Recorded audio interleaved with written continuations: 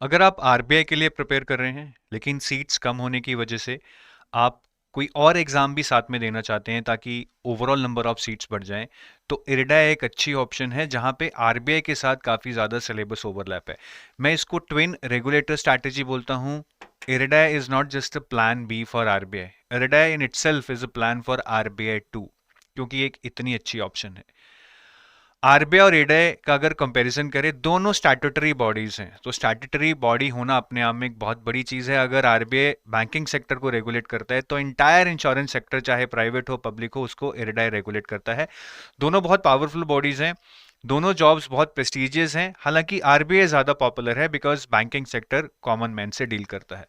Salary RBI में ज्यादा है बिकॉज ग्रेड बी लेवल पे सैलरी ज्यादा मिलती है, यहाँ पे 26 लाख तक की सैलरी रहती है। आरबीआई का सिलेबस बहुत वास्ट है, कॉम्प्रिहेंसिव है, लेकिन वही फायदा है कि अगर आपने आरबीआई ग्रेड बी का सिलेबस कर लिया तो इरिडाई के साथ 70% सिलेबस ओवरलैप है आरबीआई का। तो आप इरिडाई की कोई बेसिक से अलग तैयारी नहीं कर रहे हैं, वही तैयारी को यूज कर कर साथ में कुछ एडिशनल चीजें पढ़कर आप इरिडाई के लिए भी तैयार हो रहे हैं। और अगर कंपटीशन की बात करूं, सीट्स वर्सेस एप्लीकेंट्स, आरबीआई में 66 सीट्स के लिए 1000 एप्लीकेशंस थी, इरिडाई में अराउंड 50 सीट्स के लिए 36,000 एप्लीकेशंस थी। तो कहीं ना कहीं इरिडाई में कंपटीशन कम है।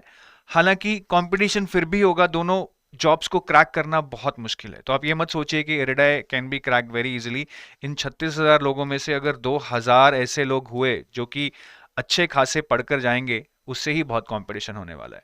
तो आप इरिडाई को कंसिडर कर सकते हैं, इसके बारे में और जान सकते हैं, बट मेरे हिसाब से एक अच्छा ऑप्शन है आरबीआई के साथ प्रिपेयर करने का।